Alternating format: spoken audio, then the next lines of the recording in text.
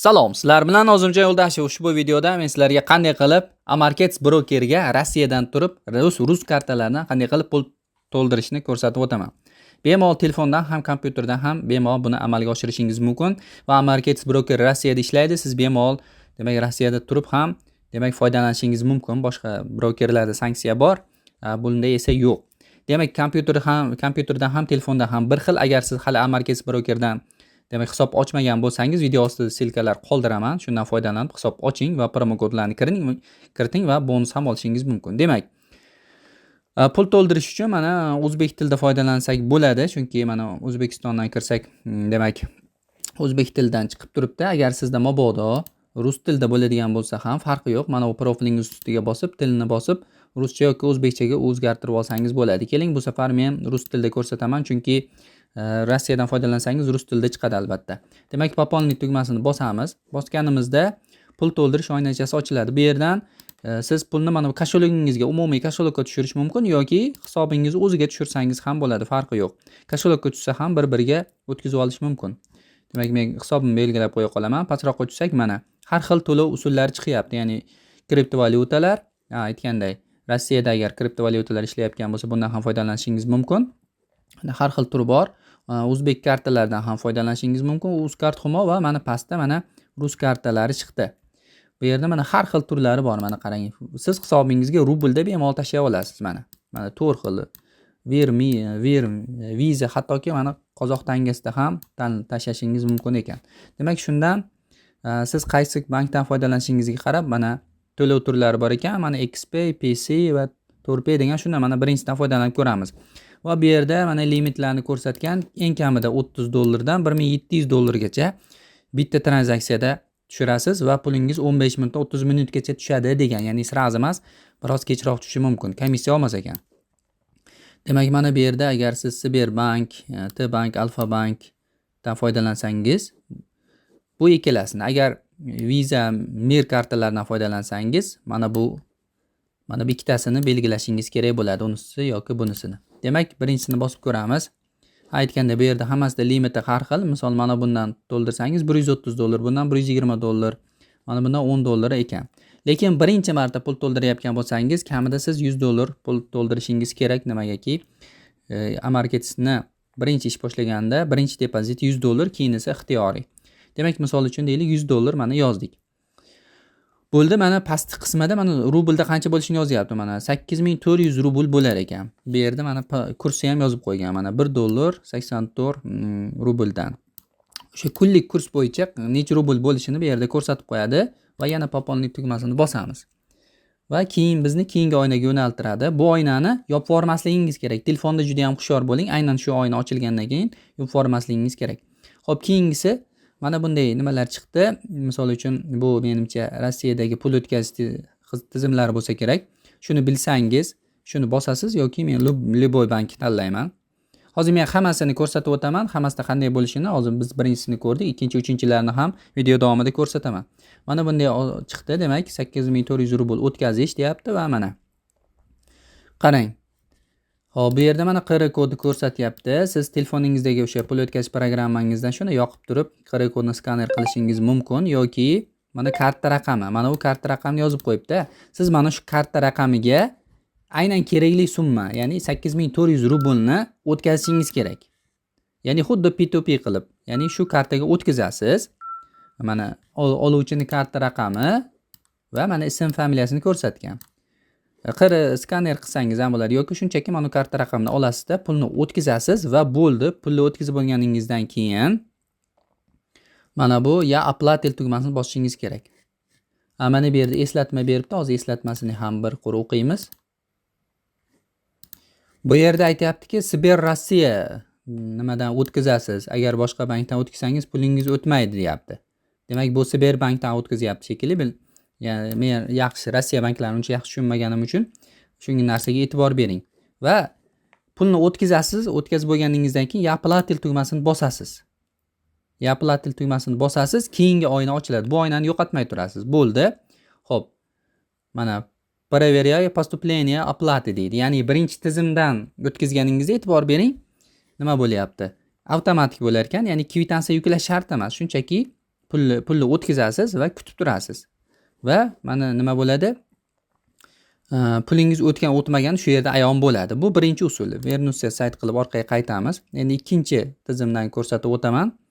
Xo'p, demak, bu yerda yana poполнить tugmasini bosamiz. Bosdik, pastroqqa tushamiz va endi ikkinchisi mana bu Sberbank mana bu ikkinchisini bosib ko'ramiz. Mana bunda ham o'sha tushirmoqchi bo'lgan summani yozamiz. 100 rubl 8400 bo'lar ekan bunda ham. Aytganda yo'q, bunday kamida $130 ekan. Boring yana $130 tushiramiz, chunki eng kam limitini belgilash kerak. Va yana bir pas kutib turasiz, keyingi oynaga yo'naltiradi. Ya'ni hozir men qulay usulni ko'rsataman. Birinchi usulni ko'rdingiz. Ikkinchi usulda kvitansiya tashlash funksiyasi ham bor, shuni ham ko'rsataman. Sizga mana shu usul qulayroq bo'ladi. Ya'ni kvitansiyani olib, rasmga olib yuklaysiz va u yerda pulingiz aniq o'tadi. Xo'p, demak mana ikkinchi oyna ochildi va bu yerda ko'rsatyapti. Bu yerda qaysi bankdan to'laysan deyapti. Sberbank, T-bank yoki Alfa bankdan o'tkazsangiz bo'lar ekan. O'shanda misol Sberbankmi yoki boshqa bankmi belgilaysiz. Misol uchun Alfa bank bo'lsa shuni belgilaysiz. Belgilaganingizda bu yerda o'tkazish kerak bo'lgan nimalar chiqadi. Telefon raqami orqali o'tkazar ekansiz mana. Mana bu yerda yozib qo'ygan. Mana bu telefon raqamiga, mana bu ism familiyali odam ekan va mana bu banki shu pulni mana tepada ko'rsatilgan 8400 rublni shunga o'tkazasiz. O'tkazganingizdan keyin mana aytganday 10900 rubl, chunki $130 yozdik, 10900 rublni xuddi mana shu telefon raqamiga o'tkazasiz. Ya'ni telefon raqami degani o'sha telefon raqamiga karta ulangan. Va demak o'tkazganingizdan keyin mana pastki tomondagi подтвердить оплату tugmasini bosasiz. Va shu bilan biroz kutib turasiz. Mana платеж проверяется deyapti. 5 minutcha tekshiradi va pulingiz o'tsa, puling o'tmadi degan xabar chiqadi.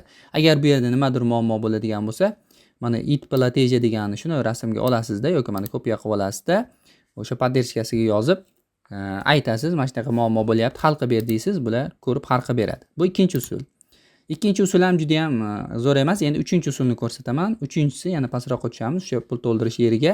Bu yerdan mana bu Mir Visa Mastercard degan yerga o'tamiz. Va bu yerda ham eng kami $120 ekan yozamiz. $120 10.080 rubl bo'lar ekan. Poполнитni bosamiz. Yana boyaginday to'lovga yo'naltirish oynasiga o'tkazadi va bu yerda sizda qanday karta belgilashingiz kerak? Visa Mir kartami yoki mana bu SPB degan kartami? Belgilaysiz. Misol uchun Visa Mirni belgilayman men. Belgiladim va oznakomlen degan nimani bosib qo'yasiz. Xo'p, mana. Endi bunda ham xuddi shunday. Mana bu yerda Sovcombankga o'tkazilar ekan va mana karta raqamlarini ko'rsatgan. Mana shu karta raqamiga mana bu summani o'tkazasiz. Bu o'sha kartaning egasi. Bu Sovcombankga o'sha ular qabul qiladigan egasi. Ya'ni biz bu yerda uchala usulda ham nima qilyapmiz? P2P qilyapmiz. Ya'ni biz pulimizni boshqa o'sha mana bu Amarketsi kompaniyasining odamini kartasiga o'tkazyapmiz va ular keyin bizga qaytarib pulimizni dollar holatida hisobimizga tashlab beradi. Jarayon xuddi shunday. Pulni o'tkazasiz, o'tkazib bo'lgandan keyin hop, mana bu tepa tomonda ya Perevel degan tugma bor. Ana shuni ustiga bitta bosasiz. Ya'ni 15 minut vaqt beryapti, tez o'tkazishingiz kerak. Mana bu timer ishlayapti, e'tibor bering, timer tugab qolmasligi kerak. Bo'ldi, o'tkazasiz. O'tkazib bo'lgandan keyin ya Perevel men o'tkazdim degan tugmani bosib, mana pastroqqa tushasizda, mana yerda vibrate fayl qilib turib, kvitansiyani yuklaysiz. Kvitansiyani yuklab turib, mana yuklandi. Va отправить tugmasini bitta bosib yorasiz. Ularga to'lov o'tgani haqida xabar ketadi. Hammasi shunday oddiy oson va birozdan keyin tekshiradi va pulingiz o'tgan bo'lsa bo'ldi, puling o'tdi deb sizni hisobingizga tushirib beradi. Agar tushirmasa, mana bu yerda mana nomer operatsiyani kopiya qilib oling birinchi. O'sha nimani mana shu holatda ularga yuborasiz. Hozir men saytdan ham buni ko'rsatib o'taman, ya'ni o'sha bo'lgan jarayonlarni, ya'ni tranzaksiyalarni, ya'ni qaysidir pulingiz tushmasa, o'shanda nima qilasiz? Mana o'zi mana bu yerda ko'rsatib qo'yapti. Обработка deyapti yoki mana отклонение mana. Va обработка bo'lsa, demak mana u pul yuborishga berildi degani, отклонение bekor qilindi yoki выполнение bo'lsa, bajarildi degan yozuv chiqib qoladi. Endi 4-usulni ham ko'raylik. Hop, yana pul to'ldirishga bosaman va oxirgi karta bu Visa Mastercard GoPay KZT debdi. Qozoq tangasida ham tashlasa bo'ladigan. Mana bunga ham $100 bosamiz. Bu qozoq tangasidagi nimalar uchun. Demak, Qozog'istondan turib uni o'tkaza olasiz. Mana qarang, 53900 90.07 tanga o'tkazishingiz kerak ekan. Mana bu yerda kurs yozib qo'ygan. Bu qozoq tangasidan yoki Qozog'istondan turib o'tkazish usuli. Poponlit bosasiz. Buni o'zi hammasini tizimi bir xil, faqat Rossiya va Qozog'istondan pul tashlash usullari ko'rsatilyapti. Mana 53.909 tanga o'tkazishingiz kerak ekan. Bu yerda mana Kaspiy bank yoki Любой bank debdi. Misol uchun Kaspiy bank bo'la qolsin va mana bu yerda ham xuddi shunday pul o'tkazishingiz kerak bo'lgan odamni kartasi, ism familiyasi va summasi chiqyapti. Xuddi shu yerga pulni o'tkazasiz va o'tkazganingizdan keyin mana bu yerda оплата завершения degan tugmani bosasiz va отправить bosib qo'yasiz va kutib turasiz. Biroz va pulingiz o'tadi. O'tgandan keyin puling o'tdi, tasdiqlandi degan xabar chiqadi. Ko'ryapsiz, hammasi oddiy va oson. Endi saytga qaytamiz.